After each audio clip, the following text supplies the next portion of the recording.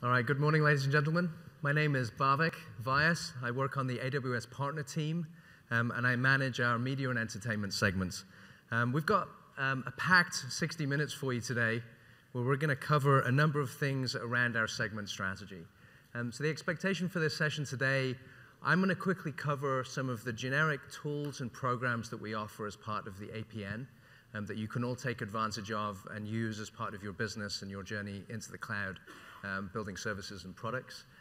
We're then going to pivot and focus in on three of our big segments or verticals that we focus on: healthcare and life sciences, financial services, and media and entertainment. And they're all very different, with different customer requirements, different products, different partner requirements.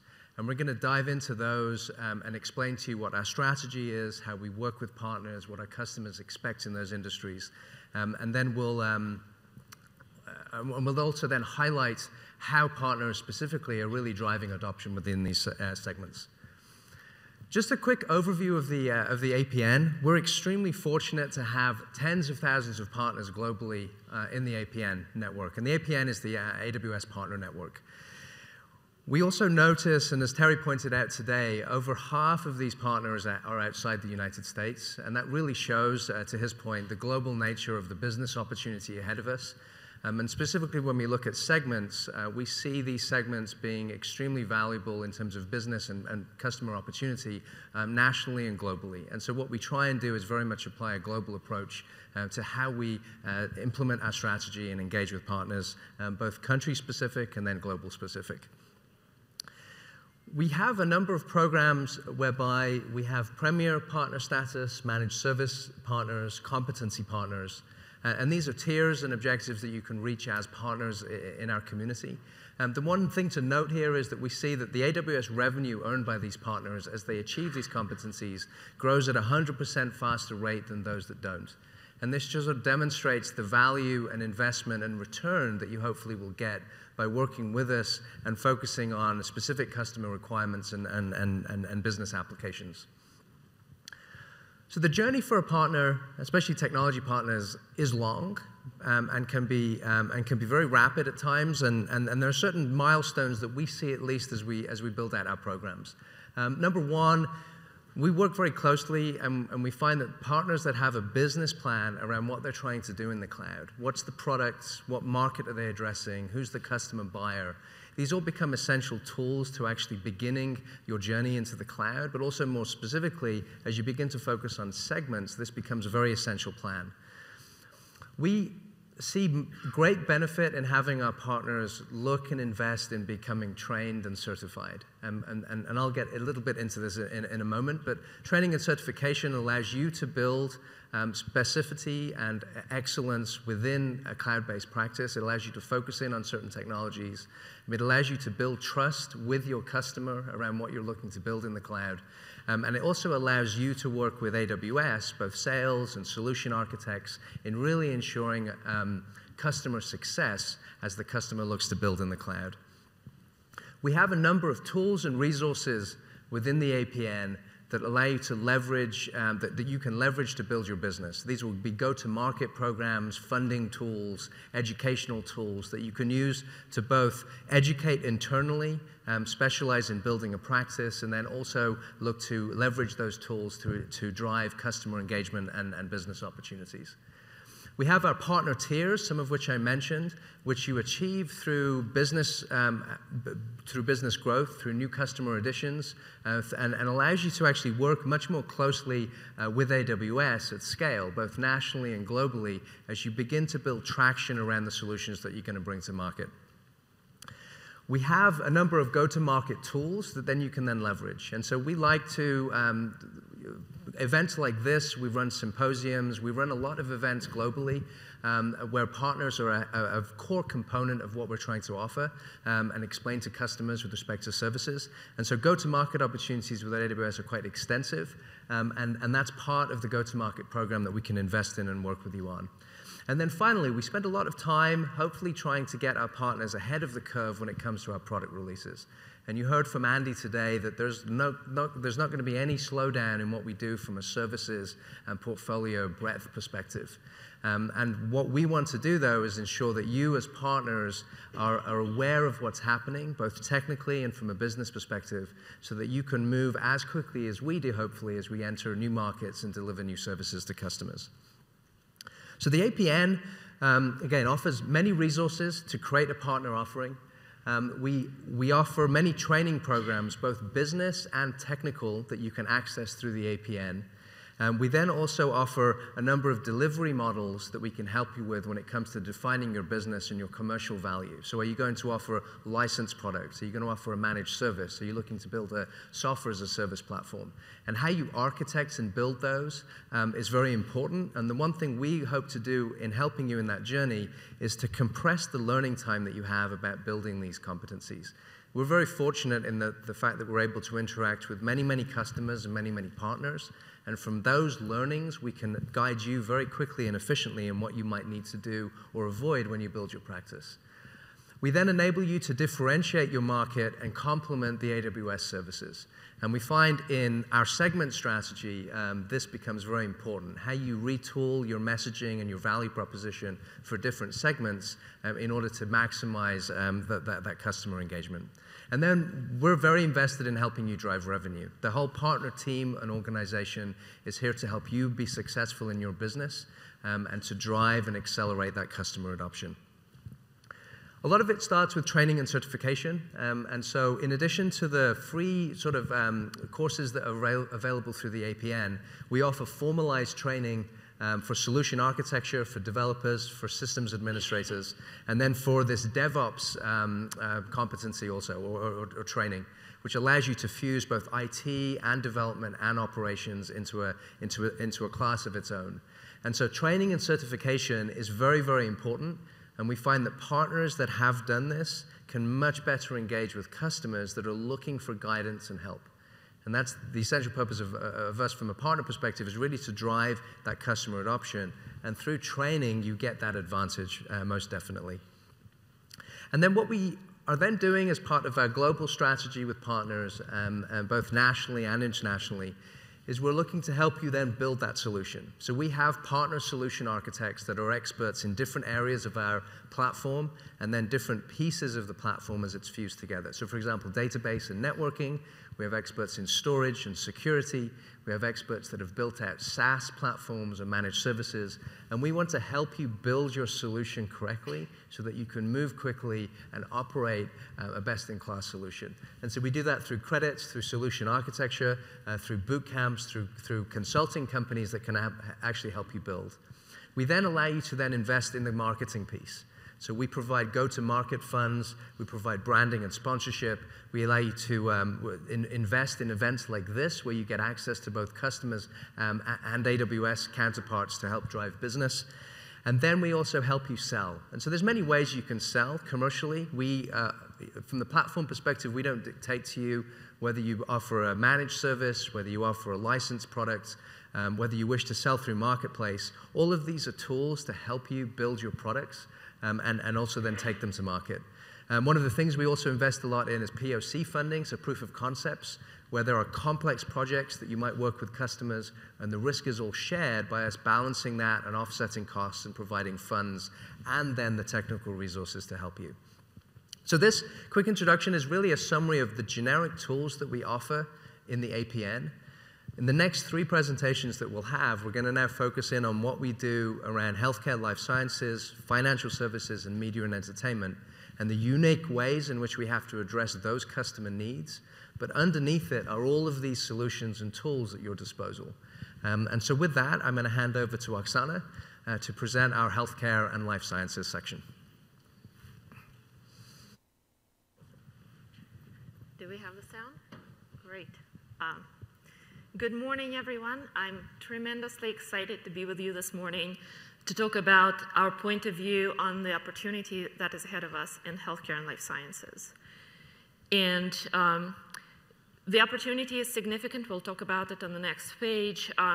In recent months, I've spent a lot of time talking with many of you also about the challenges we face in this market. And more often than not, the conversation ended up with compliance. In healthcare and life sciences, we operate in a regulated industry that's regulated for a good reason. So we'll talk about compliance as well and about Amazon's readiness to implement compliance, both GxP and HIPAA, and how our partners can engage. We'll top it off with a great customer demo from Ascension Health and PocketDoc, and then I'll say a few more words about ways for partners to engage with our healthcare life sciences vertical team. So depending on how you slice and dice the numbers, we think we're looking at a $10 to $50 billion cloud opportunity in healthcare and life sciences in the next 3 years. That's a big number. What is driving it, and a significant range of it as well, is we think compliance is ready to follow security, where cloud becomes the new normal in both the life sciences and the healthcare verticals. We also think that IoT is a great match for the cloud, and there are 3 main scenarios that we see for IoT plays in this field. Connected health, that is going to be driven by mobile-grade medical devices and sensors, is going to be a tremendous use case for us. Industrial IoT is highly applicable, especially in life sciences manufacturing and in supply chain across the board. And a really interesting, unique third case is when cloud and IoT tools become an integral component of a regulated medical device. We all are going to start seeing more and more of those examples in the future.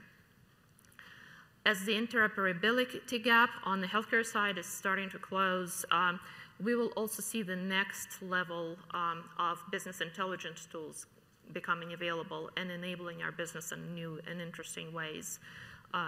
Healthcare decisions, patient decisions are going to be better enabled through care coordination and improved real-time diagnostics. Product decisions will be informed by real-world evidence platforms and other tools.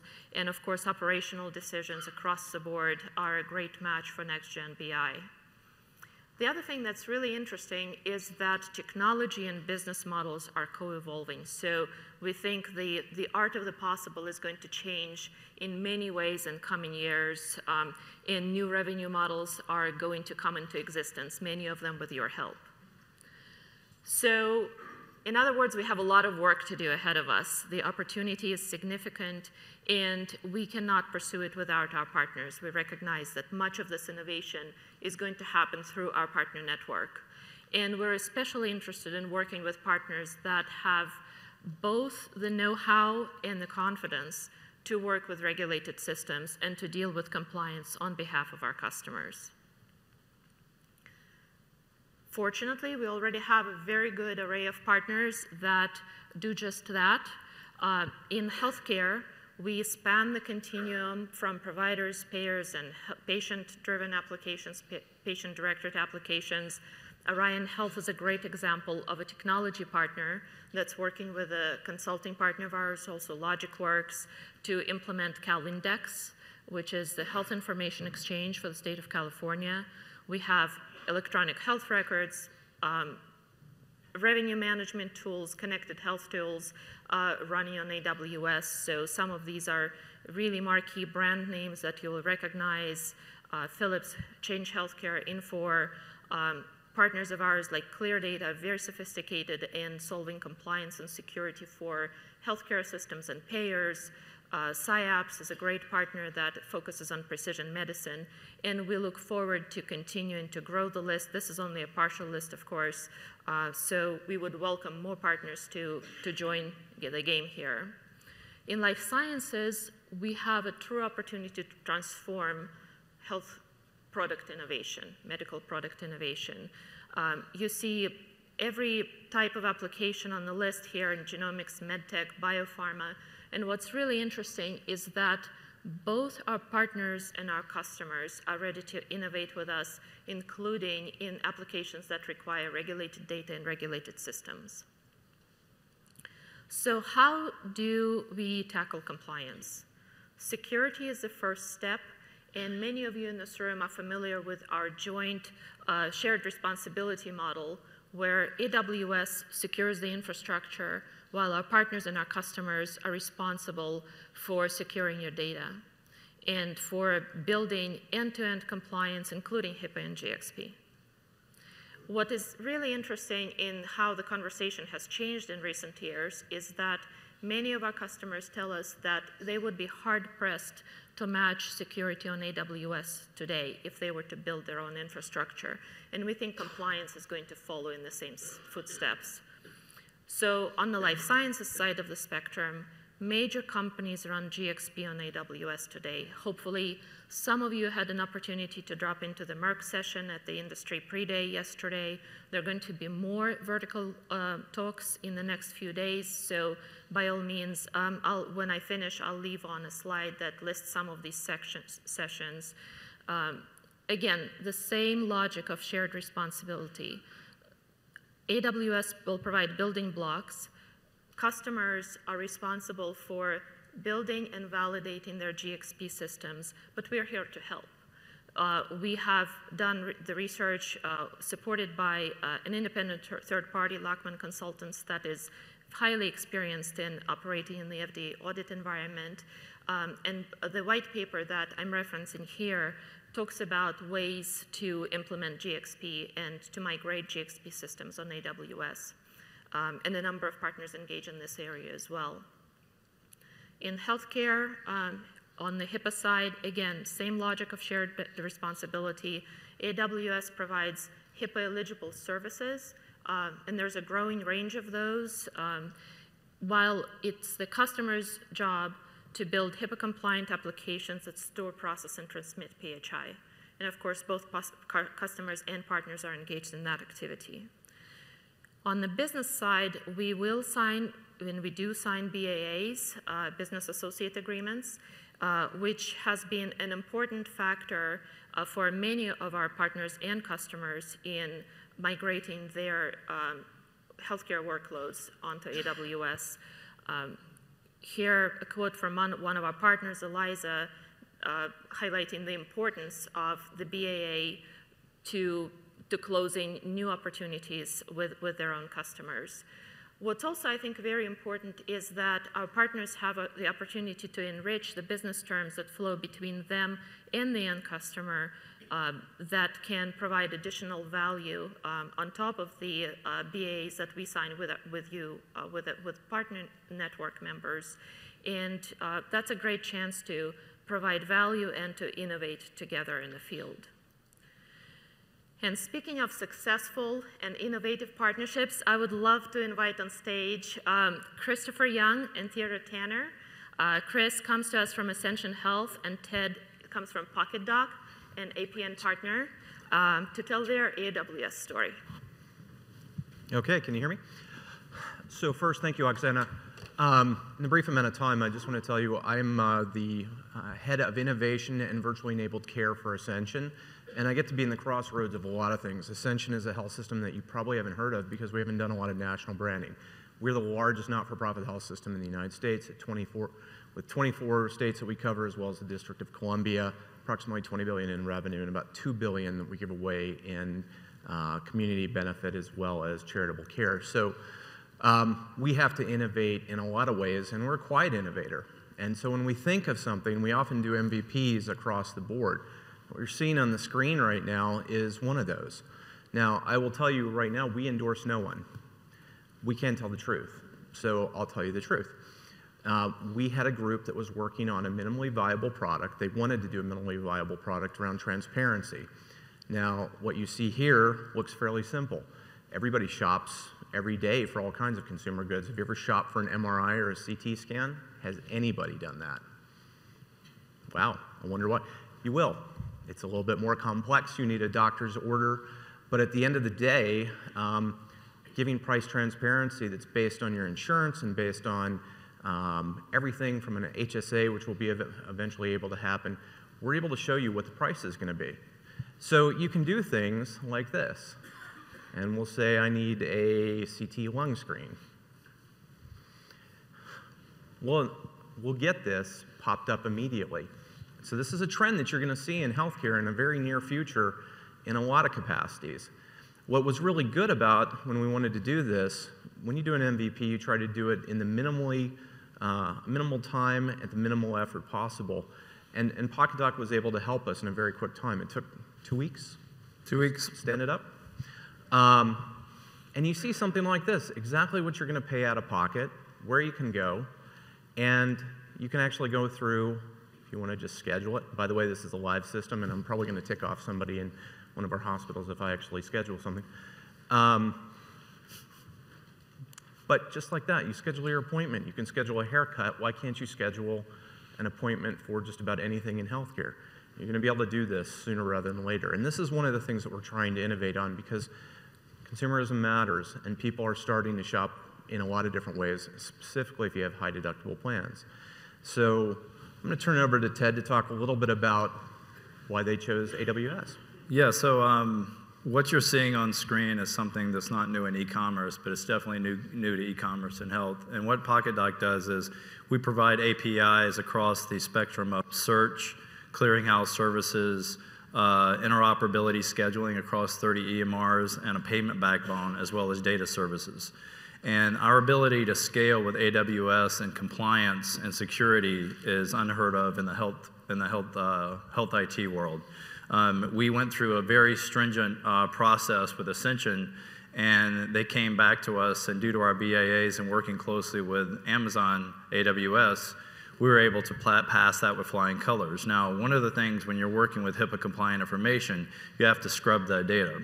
Now, we focus stringently, we have about 1,000 third-party applications on our platform right now, the Business of Health operating system, and we focus on big data for health IT across those 550 payers and over 1,000 third-party applications. We need to focus on the HIPAA compliance and taking out the overhead of the usual rank and file security metrics as well as scale metrics for those that work in the health IT industry. We currently do about 64 claims throughput per second, and due to AWS, it only takes about 15 minutes to scale that another 15 per second throughput. Technology-wise, on deployments, we do 2 deployments a day. We do Docker, Ansible swarms, and we handle that very efficiently. We have it behind ELB, and that's how we were able to get Ascension running literally in 2 weeks in production. And what you see is live, and it's going to change the face of healthcare forever. And one thing I would add, specifically in the role I have with innovation, we're never going to code. I wish we could, you know, that would be cool if we had the chop. We're never going to be able to do that well. So we're going to find people who can. But what's always really important, and I used to be a CIO once upon a time, is knowing that a thing has significant uptime, it's just not going to break, and that people cover all the compliance stuff is very, very important. But that capability of scaling, because when we do an innovation project, you know, in innovation, people say, well, you fail 90% of the time. Well, I plan for 90% of the time to succeed, and even if it fails, I want to know that we have the scaling capacity later on. And you know, don't you have something going live with blockchain? Yeah, as a matter of fact, along with our multiple third-party applications and multiple payer systems, we're announcing on AWS, we actually have it running. It's called DocChain. And we have this, in the next quarter, all of these functionalities across our APIs are going to be running on a blockchain called DocChain. And we're super excited about that with AWS, as well as Ascension moving ahead in the future. Okay.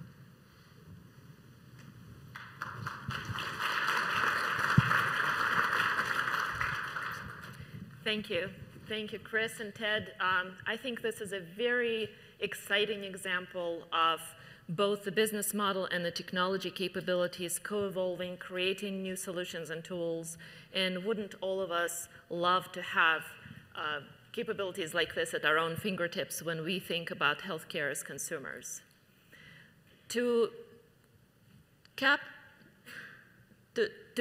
up the segment, a few things that I want to highlight are we have an abundant opportunity in cloud for our partners in healthcare and life sciences, from migration of systems of record to real-world evidence, connected medical devices, telehealth. All of these are significant business opportunities for many of you. However, none of them are going to be accessible at scale if we don't solve for compliance. So we would really encourage everyone to get familiar with working with HIPAA and GxP and to not allow that to be a blocker going forward. We're prepared to work with you and support you in this area. One of the ways we do that is through our healthcare and life sciences competency programs. We help our partners to better understand what regulations and what other capabilities they need to build. Those partners that qualify for healthcare and life sciences competencies become our select partners that get greater access to our sales force, that gets acceleration programs, that get attention from our solution architects that are focused on healthcare and life sciences. And we really want to work with you to better understand what will make these programs more valuable. So I'm including an email address at the bottom, HCLS partner feedback with dashes in the middle. Please let us know what's working well for you, what's not working, what would add value going forward. Because when we design program benefits, you are our customers and we want to better understand you. At the same time, we recognize that the partners are the extension of our brand. So we are working closely with our end customers in this vertical to understand how to inform the requirements of these programs going forward. And I'm pretty certain that we're going to be raising the bar on compliance in the very near future in 2017. Importantly, we recognize that we are in this together. We want to innovate together and build solutions and services for this industry vertical in which the ultimate customer is always the patient. So thank you, and I'll leave you with a list of related sessions while Nitin comes up on stage to talk about financial services.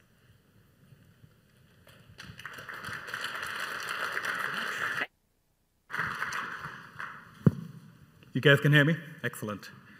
So over the next 18 minutes, I'm going to talk a little bit about what we are seeing in the financial services industry with our partners and some of our focus areas, and especially talking about security and compliance in financial services.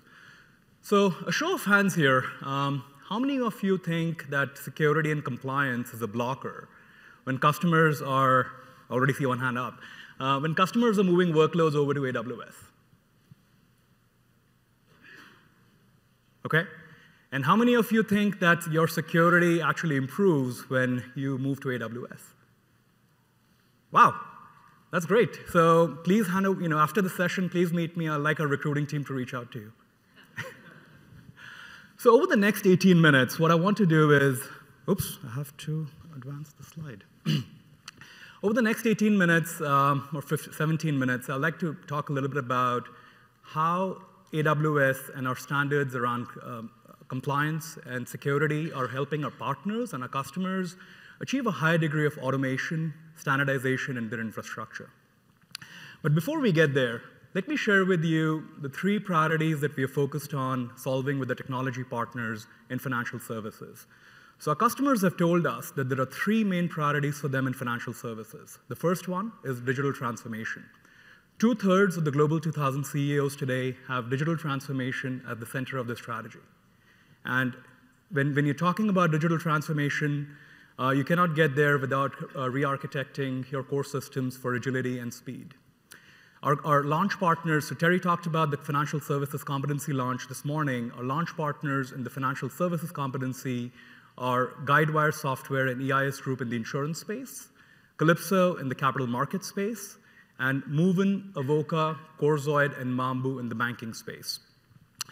The next category for us is risk management. So per IDC, by 2018, $96 billion out of $550 billion of spend is going to be around risk management. And as more and more data is shifting online, the customers and partners have to look at the increasing amount of data, consuming it, and analyzing it to assess the different risk types, be it market risk, credit risk, operational risk, or reputational risk. And our launch partners in this category include NICE Actimize, FICO, and FIS Global's Profit Solution. The last category is digital data management. Data is the new currency for CIOs. Every bank or brokerage CIO is looking at the petabytes of data that is running through their pipes and trying to turn them into intelligence and insights. And our partners in this category are focusing on reference data and market data solutions, looking at financial data processing, and also looking at pricing and analytic solutions. Our launch partner in this category is IHS Markit. And obviously, you will see this ecosystem grow. And if you're interested in the competency program, please reach out to us. Talking about the consulting partners, some of the key questions that we get from our customers as they're looking at a long-term strategy to AWS include, what business applications can I run on AWS? What is my total cost of ownership? How do I run workloads with personally identifiable information, or PII, on AWS? How do I remain compliant with the industry regulations? Our consulting partners have demonstrated expertise and success with customers in answering these questions, and have done this for a number of financial services customers. So let's dive a little bit deeper into our investments in security and compliance, and how that is helping our customers and partners attain a high degree of predictability, standardization, and automation in their infrastructure as they move their workloads over to AWS. It all starts with security. So security is job number one at AWS. Last year, we introduced 722 new features and functionality. And over a third of them were focused on improving our posture on security and compliance. A couple that I want to highlight here. The first one is Amazon Inspector. Amazon Inspector is an automated security assessment service that improves your security and compliance, improves the security and compliance for the applications that are deployed on AWS.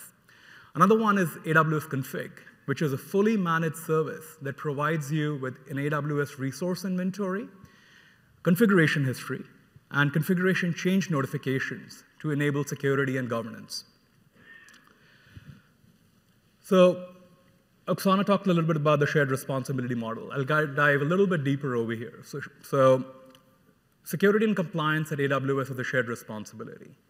AWS is responsible for security off the cloud, which means we operate, manage, and control components from the host operating system and the virtualization layer down to the components of the physical infrastructure in which the services operate. And as a customer, you're responsible for building secure applications. You're responsible for security in the cloud. And many of our partners and customers have told us that actually the shared responsibility model reduces your operational burden in many ways. And in some cases, you actually improving your security posture without you having to do additional action on your part. And we provide a lot of support to our partners when they move workloads to AWS. So this is access to our security architects, solution architects, best practice documents, encryption tools, and also guidance on how they can deliver application-level security. And last but not the least is our partner ecosystem. So companies like Trend Micro, Alert Logic, Palo Alto, Barracuda, and others that are helping our partners achieve their security objectives on AWS. No wonder when customers move to AWS, they realize that they're getting a higher degree of visibility and control than they would ever get on their physical on-premise data centers. AWS today has over 1 million customers running every imaginable type of workload on our infrastructure. And when customers move to AWS, they inherit all the best practices of AWS policies, architecture, and operational processes built to satisfy the requirement of some of our most security-sensitive customers. We call it the network effect in strengthening security and compliance. And over the years, we have achieved a series of certifications for our customers. Now, I'll highlight again a couple of them. You see them on the screen. AWS produces the SOC 1 and SOC 2 reports that define the broad range of security controls and controls related to system security and availability. For payments data, AWS has successfully validated against the level 1 standard for a service provider against PCI DSS version 3.2.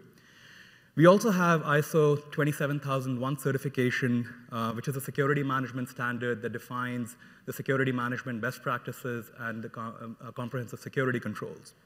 And the beauty is, when a customer is moving over to AWS, they get access to all these standards and all these certifications, and not just in one data center or in one region. but globally. So think about it for a second.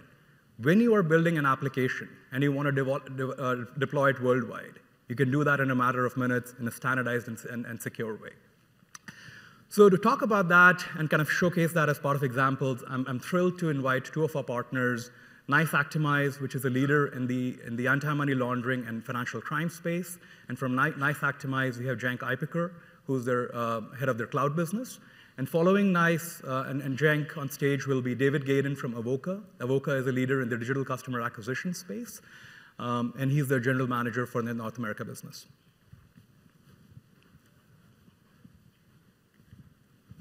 Thanks, Nathan. Well, good morning. As you guys have seen, the theme here is dealing with regulated industries from healthcare to financial services. Primary controls, of course, are what to do with data, how to protect it, and how to deal with regulators. So I'm going to give you guys a bit of a 5-minute overview of how we worked with AWS to go from building an architecture to actually selling a cloud product to a financial services organization. Just so to give you a little familiarity, NICE Actimize is really a kind of the market leader and expert in financial crime and compliance solutions for financial services. When we say financial crime and compliance, it's really things like detecting money laundering and fraud. So if you guys have heard of Jordan Belfort, Wolf of Wall Street, that's the kind of stuff that we're looking for. So when we set out to build a SaaS platform for our products, this was a journey of about 2 years, we realized there were fundamental questions that we were always getting. And it's not about whether our system has the best detection, whether we have the best case management. There was fundamental client questions that we always had to answer, and that we had to answer better than most people. And it revolved completely around data, completely around what do we do with cloud and can we do it? Who has access to my data? How do you prevent other people from seeing my data? Where is my data? Is it in the US? Is it in the EU? I can't do it anywhere else but the EU. How do you protect it? Do you encrypt it? Do you have internal procedures? What do you got?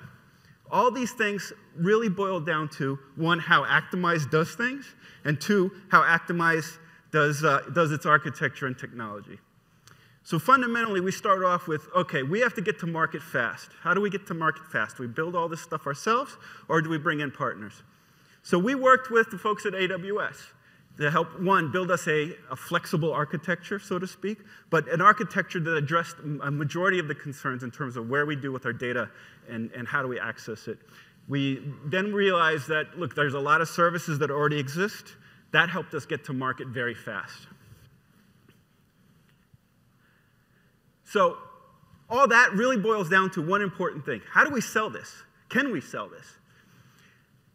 I can say it with financial institutions, it's like right now we're experiencing a rubber band stretching. On one end, incredible resistance to cloud, and then there are a few leaders that keep pulling the rubber band, they keep pulling it, and now it gets to a point where then everybody snaps and they catches up. So right now we're in that stretching phase. We're getting an increasing number of market leaders that are moving to cloud, and then the others are starting to follow. I'm expecting that rubber band's going to snap very quickly, very soon. So going back to this case study, this is a pure sales case study. We had a financial institution, about a mid-sized financial institution, that had a regulatory deadline. The regulators were on them. They had to improve their anti-money laundering processes. They had to improve their processes of software. They had a very short time frame to meet that regulatory deadline, and they also had total cost of ownership concerns. They did not want to spend millions of dollars on an on-prem software solution, but at the same time, the bank internally, they didn't want cloud. Our salespeople were kind of losing it right there, right? So what do we do? First thing that they said is, we don't want to send our data outside of the bank. We don't know how to do that, and we're not sure how secure you guys are going to be. At the same time, they had regulators pressuring them. They said, wait a minute, you can't send the data to the United States. That's a no-no. At the same time, the regulator never even approved or looked at a cloud solution. So this is where our partnership with AWS really came to shine. First thing we did was rapidly, I mean very quickly, we deployed an instance in the EU. It did two things. One, it showed that we can move the data to regulated regions that were acceptable. Two, we showed how agile and fast we were in deploying the product. It turned into a good proof point that we can actually deploy a system on time within their regulatory guidelines. Right? The second part, which was very interesting, is we leveraged all the documentation, all the security certificates, everything that AWS provides publicly to the bank and to the regulator. That pushed the agenda within the bank. It answered all their questions. Plus, we did a lot of work internally in terms of developing our own documentation on how to present our security practices. So that kind of pushed the ball over the line within the bank, and the next step was the regulator. We did the exact same thing with the regulator, and more importantly, which was kind of that last bit that crossed the goal line, was the regulator recognized that AWS has this very strong reputation in the market. And the fact that we were implementing on AWS and that we were partners with AWS sort of pushed it over the line and actually got us through all the approvals to the point that we actually were able to deploy the software within months. And these types of implementations usually takes 9 to 12 months. We got everyone happy about that. And now they're actually live. So I think this is, in a very short time period, I tried to give you guys a good overview about how you can partner on the basics, just the blocking and tackling part of getting an architecture and actually selling it with AWS. All right? So on that note, I'd like to introduce David. Great, thanks. So dive into it. Avoka provides a platform that enables banks to rapidly implement and develop applications such as account opening, loan origination, and customer onboarding solutions. These are applications that historically the banks have built themselves, have run in their four walls in large part due to the large volume of PII that's collected. So you think about last time you did a loan, any sort of a mortgage refinance or apply for a mortgage, you think about the kind of data that's collected. So obviously all your personal information, address information, spouse information, income, tax returns, and potentially uploading bank statements and so on. And those are all kinds of data elements that can be collected in our applications. So when we go and sell these solutions to financial institutions, our biggest blocker, if you will, or the toughest discussion we have in our sales cycle is with the InfoSec and the compliance teams within the banks. Because again, especially when we talk about running this in the cloud, they're used to running this in their four walls, and thinking about having this kind of data reside in the cloud is something that's really foreign to them. So the advantage when we look at AWS is not only, again, in the context of running it in the cloud and all the advantages associated with it, but again, our core message is really around agility and being able to rapidly implement these kind of solutions. Again, banks will take 6 to 18 months to even roll out these kind of solutions, and we've rolled out our solution from literally contract signing to go live within a matter of 6 weeks, and that can only happen in the context of an environment like AWS. So that's the key cornerstone really is leveraging both our development platform and the agility associated with that, as well as being able to literally stand up an AWS environment within a matter of hours that we can then start development on, have a customer go live on. Obviously, a key context when we do a sale is really the data security and sovereignty of the data between different instances.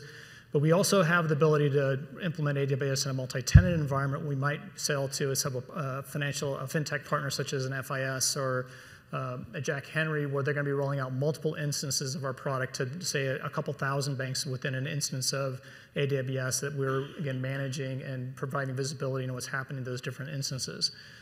The rapid scalability is a real key component with really how we go about selling into financial institutions. We often start with a small proof of concept. We might, with a top 3 bank, we recently rolled out a proof of concept where we peeled off about 5% of the volume for new checking account opening going through Avoka compared against our legacy solution. And then as that trial was going on, it was very clear that we were dramatically higher rate of success in having completed, in this case, checking account opening in our application, and they turned on the volume a lot faster than they had initially indicated to us. And again, that's easy to do with an AWS environment as far as spinning up additional servers in rapid fashion to get that going. But I would say the biggest thing that I personally have witnessed with AWS and having conversations with banks is really around this notion of, again, bank-level security. And it's not so much, certainly it's the infrastructure and everything that talked about that are standing up in the AWS environment, but I would say as important, if not more important, is they now know how to have the discussions with the InfoSec folks at banks. They speak a different language, they're going to ask them tough questions, and also now around their ability to, the audit rights that the banks are insisting within their contracts with AWS, be it through us or directly with AWS. They understand that they have to abide by some of the audit requirements that are required by the banks to roll out these kind of solutions, and it really helps, again, pass those InfoSec and compliance checkpoints. Probably the best example to talk about is, again, we were relatively light users of AWS back about a year ago, and we had an opportunity in the US with a large regional bank for a new loan application. The CEO had really challenged the organization to get up to speed really quickly. So in February, he came up with the idea. It's a student loan consolidation application. The idea is to attract, about to be affluent customers. So the idea is to get the students that have literally several $100,000 in loans, be it, they're went to law school, they went to med school, and these are the kind of clients they want to attract as future high net worth individuals within that financial institution. So again, a student loan consolidation offering. Went out to market in March with an RFP. We were selected in April. We sat down the first time with June, saying, here's the project, here's going to load out. Your CEO said we need to be live by October. And their IT team came back and said, yeah, we're happy to stand up the environment to do this because we've already run this kind of stuff in-house. And by the way, it will be available in January. So immediately the CTO said, can't happen. We need to figure out how to make AWS work. And so this is where we sat down with AWS, really took another step as far as taking advantage of some of the capabilities in the AWS environment. Literally within a month's time frame, got approval by their InfoSec team for approval. And then our project started in earnest at that point, and 4 months later, we were live, actually a day early ahead of the target schedule from the CEO. But again, we couldn't have rolled out this kind of solution, this kind of time frame at a bank without AWS. And again, these are kind of time frames that are arguably unheard of at most financial institutions for these kind of projects. As far as the architecture and infrastructure we use, again, nothing terribly unusual about how we do and different components, but the bigger part and really kind of our secret sauce to a certain extent on how we pass InfoSec boils down to the how we set up and manage the KMS. And we put that actually, the key management, in the hands of the customer. So they own the keys and the key management, and literally Avoka has no ability to actually see the PII and the data that we store within the application. So if you think about going through, say, an online checking application or a mortgage application, we're saving the data along the way. So if you get interrupted, you need to go get some additional information, you can come back later and revisit that application. So we have to store the data in the Amazon cloud. Again, that data is encrypted at rest, but again, the keys around that data and encryption is in the hands of the customer. We literally cannot see that data. So that's one of the key parts of our story in leveraging the cloud.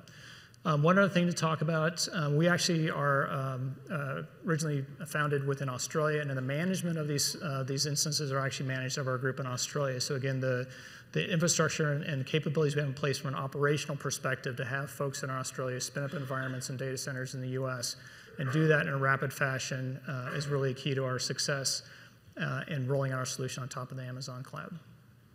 Okay, back to Nitin. Very much, David. Really appreciate that. So you heard, the walls are coming down, the bands are snapping. So, the financial services industry is moving to the cloud. And hopefully we gave you enough, in the last 15, 20 minutes to kind of talk, at least dispel the notion that security and compliance is not a blocker. It's actually an enabler when you move your workloads over to AWS.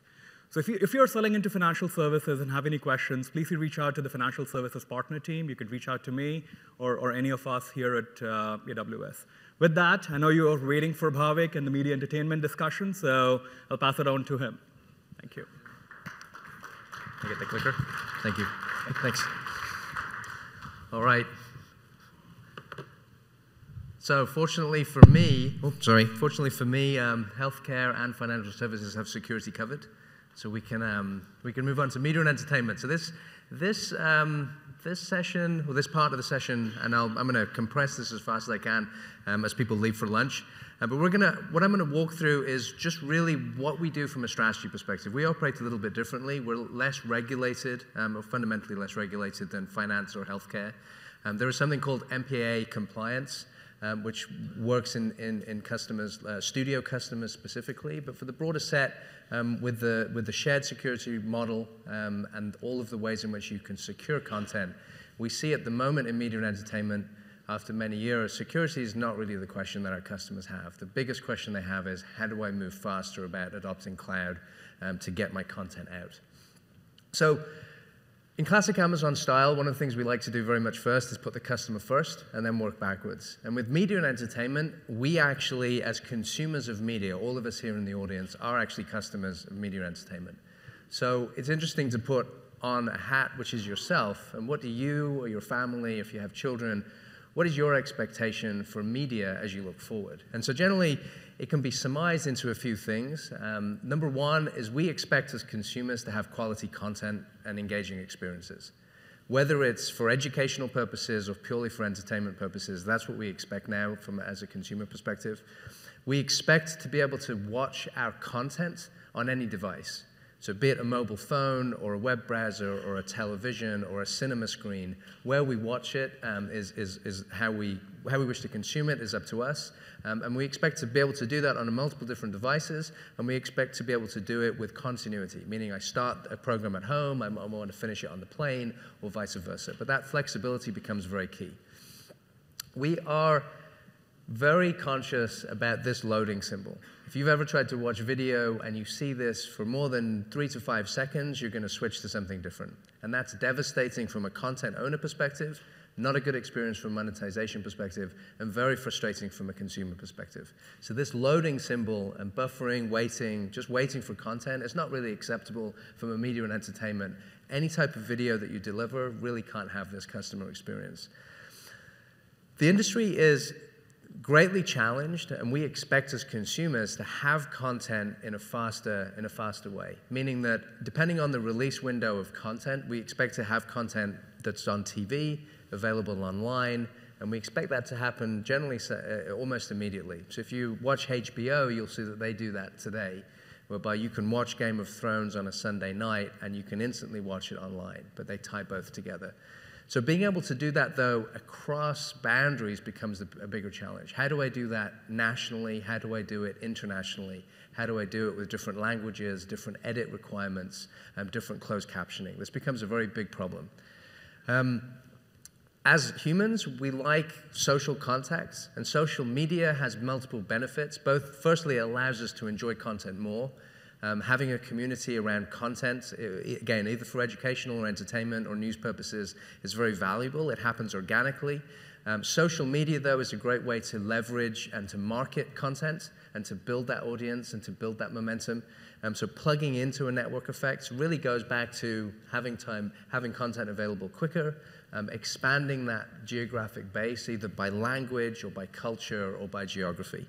And then finally, we as consumers are very fickle, right? We will spend our money where we want to when it comes to media and entertainment. It's very disposable from that perspective.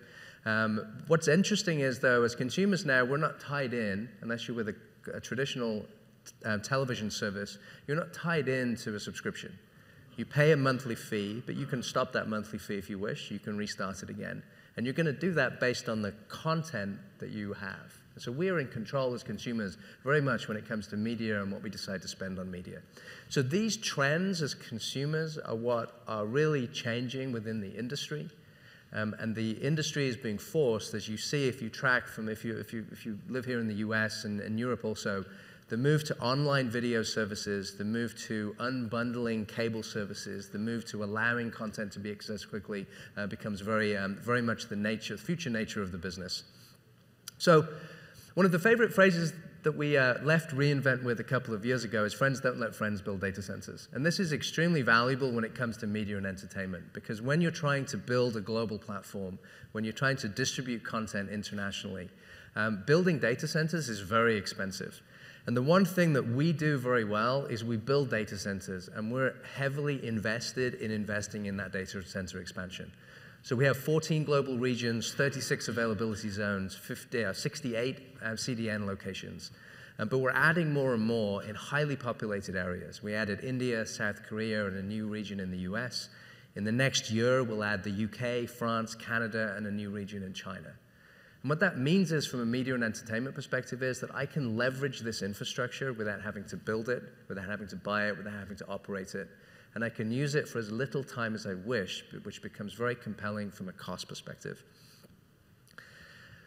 When we work with our media customers, they're generally involved in very much a simplification of the business, but a diagram that looks like this, which is you capture content, whether it's a live sporting event, a news event, or you're producing a TV or a movie, and your job is to get it to a screen that a consumer is going to consume it on. Traditional television, online, mobile phones, a cinema screen, an IMAX screen. The general process is the same, but you'll take that content, you'll edit it in post-production, you'll have to build an asset management solution that spans your business, you'll have to build a media supply chain that transforms the content. But the whole purpose of the first 4 blocks are to ready your content for the device in which your consumer is going to view it. And that's the purpose of that. So everyone that does broadcasting is looking to put it on a television. Everyone that builds a digital publishing platform is looking at web. OTT is spanning both and trying to do both mobile, web, and traditional. But that's the general flow. And then analyzing that data, collecting it, instrumenting it, and really determining what you're going to invest in next. So below that, when our customers look at AWS, they see the common building blocks that are used throughout the media and entertainment industry. Multiple solutions for getting in content and being able to distribute it back out again. The ability to store and leverage storage, so Glacier, S3, EBS, EFS, at different price points adapted to different applications. The ability to leverage processing at scale for periods of time in which you need it. With media and entertainment, one of the very interesting is you can't often predict the peak demand that you might have. If you're delivering something like the Olympics, you can estimate, but you don't want to build that infrastructure just for that short period of time. So the ability to use flexible compute at scale becomes very compelling from a media perspective. And then the ability to deliver, so using CloudFront or using third-party CDNs to deliver. But the one key thing that we see in media and entertainment is that partner solutions driving each one of these workloads becomes essential to our customers' success. Most of the customers we deal with will already have chosen the third-party solutions that they wish to use, and they're looking for help in integrating that into a cloud-based model and building it into their next-generation workflow. So in media and entertainment, we spend a lot of time building a very diverse and large ecosystem. We're very fortunate to have hundreds of partners in the AWS ecosystem for media and entertainment. This slide is really just a summary of key brands that we find resonates most with our customers. But as we work closely with larger and larger broadcasters and media customers, we see that they come to us with a shopping list of third parties that they're going to use. And because they've invested in that, both relationship, time, and engineering, they want to generally keep those solutions as they move to the cloud. And so on the partner team, what we're trying to do is accelerate this transition, but we also want to enable the customer to have parity about what they do on-premise and in the cloud. So this subsegment, this is just a small one. If you're an ISV today and you're involved in media and entertainment, we'd love to be able to integrate you as part of our messaging and our story. But generally, our customers, and you know if you're in this business, you already have an established base of customers. The trick is, how do you move into a much more hybrid and flexible workflow? So what do? Do you innovate or do you invent new solutions? And we actually see both happening. So when we work now with media customers, we've refined a little bit in the way that we message and communicate, really to understand what our customers are trying to do. So we go from workloads, which are these big macro workloads. We then look at the workflow that the customer has, and then we map that to either a partner technology or a platform technology.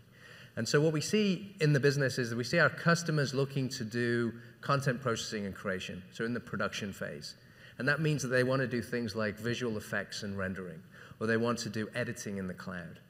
If they're on the commercial side of the business, they need to build linear television systems and OTT platforms. And then if they're in the middle, they need to manage these assets, an archive of content, distribution methodologies, asset management tools. And so we talk to our customers in the language that they're looking to solve for, and then we provide partner solutions that meet those needs. We match it to solutions like Elemental Technologies, which is a company we recently bought for broadcast quality video processing. And then on top of that, it drives consumption of our platform. We've learned the hard way that just simply talking about our core services doesn't really resonate with the end application and workflow that the customer is trying to solve. And so what we create is this domino effect. And so to further dive deeper into our customers' challenges, these distribution formats that you see here, linear television or DPP, are all formats in which our business customers move data between each other. If you're a studio and you're looking to move to distribute on a cinema screen, you have to package in a certain format. If you then take that movie and you want to put it on a television screen, you have to repackage it in a different format. Same with production and archive. There's a lot of collaboration that goes on in the production phase. And then when you get to delivering and monetizing your content, OTT becomes extremely complex, which is over-the-top video. Many different commercial formats, advertising-based, subscription-based, transactional-based, catch-up TV, PVR solutions. Like, these are all things that our customers are struggling to adapt and innovate around. And so that linear diagram becomes a little bit like this. And in the middle is the AWS cloud and our partner solutions. And that becomes the dynamo that we're seeing our customers look to build around. And what they don't want to do is they don't want to move one of these workloads anymore. Our customers want to move multiple workloads to maximize this effort from an industry perspective. And so what they're beginning to do is they're beginning to move supply chain, which is the reprocessing and factoring of content as you look to deliver. They want to do asset management at scale, and they want to do production in the cloud, so they don't have to keep on moving this data. Now, if you begin to do that with the AWS cloud and with the right partner solutions, you then can build a video engine that is agnostic of the way in which consumers consume it. So if I can push content into the cloud and I can build the right workflows, I should be able to then take my content and ready it for digital publishing, ready it for OTT, ready it for linear television, ready it for theatrical distribution. And that's the future that our customers are trying to get to. They're really trying to change 20, 30 years of ways of doing things on premise, because the future of the business requires this agility. And this dynamo that we're seeing being built is really, we're learning from customers about what they're wishing to do with us from a partner perspective and a platform perspective. So I'm going to wrap up with two quick examples. First example is Charlie Rose, the Charlie Rose company, and our partner Wazi Digital. If you're not familiar with Charlie Rose, he's a prolific interviewer here in the United States. He's interviewed many famous and infamous people over a 25-year period. What's interesting, though, he's accrued over 13,000 interviews over his career. Won many awards, is a phenomenally efficient worker in terms of TV shows. But that content that he's accrued over time is extremely valuable, but it's only valuable if you can actually see it and watch it. And so the issue over time in media and entertainment is, number one, you have changing technologies that change rapidly. But you need a content management system to manage your assets and your library, irrespective of how it's built. And you need to be able to search and index. And one of the biggest problems with this business was that all of that legacy content, all of that high-value content was inaccessible, was on different tape systems, was in different locations, and there was no way in which anyone could leverage it, even the owner of the content. And so it manifested itself in a really terrible website, which is on the left-hand side, which is just not the inability to view content, very little content within it, an inability to search. And you have all of these wonderful interviews with all of these people over many years. As they progress through their lifetimes or may pass away, that content is still extremely valuable. So not being able to see it becomes a problem. And so what Charlie Rose did with his team is transform it into a new website, which is the website itself is the easy part, but the complexity was around the collection of those assets. So our partner Wazi, focusing again on the supply chain, collated all of those interviews. It was actually 18,000 if you add them all up, 11,000 hours of content on different tapes. It all had to be taken in and collected. It had to be digitized. It had to be watermarked. It had to be secured. indexing and metadata had to be created against it. And then it was ultimately populated to a website. And so what becomes really interesting in terms of agility is that you need a lot of transcoding, a lot of storage, but you've got a business that's continually producing content. And so building a supply chain that's agile and fast becomes very important. And so on October 27th, Charlie Rose interviewed Jeff Bezos, CEO of Amazon, and that was at a New York Economic Forum in the evening. And within a few days of that interview going to air, it was available on his website. And now, by building and transforming that legacy archive and having a platform that allows new content to be pushed in and then published based on location and rights association, that really transforms the way in which this company can deliver and manage their content. And then to wrap up, one more example. Yesterday, we had Discovery Communications present about their transition into the cloud. Actually, yesterday, we had two amazing sessions, one by Turner Broadcasting, and the second one by Discovery Communications, which I'm just going to highlight here. So what's really interesting about broadcasters is that they're at the front of this next generation video trend and platform. And so they need scale and agility to grow their business and to manage what they do today in terms of revenue and how they're going to build revenue streams in the future. They need security and mobility and connectivity, and they need platforms that operate at a software level and an API level. And very similar to the stories you've heard today from the other segments, this ability to be agile, to be digital, to build next-generation platforms that are flexible becomes very compelling.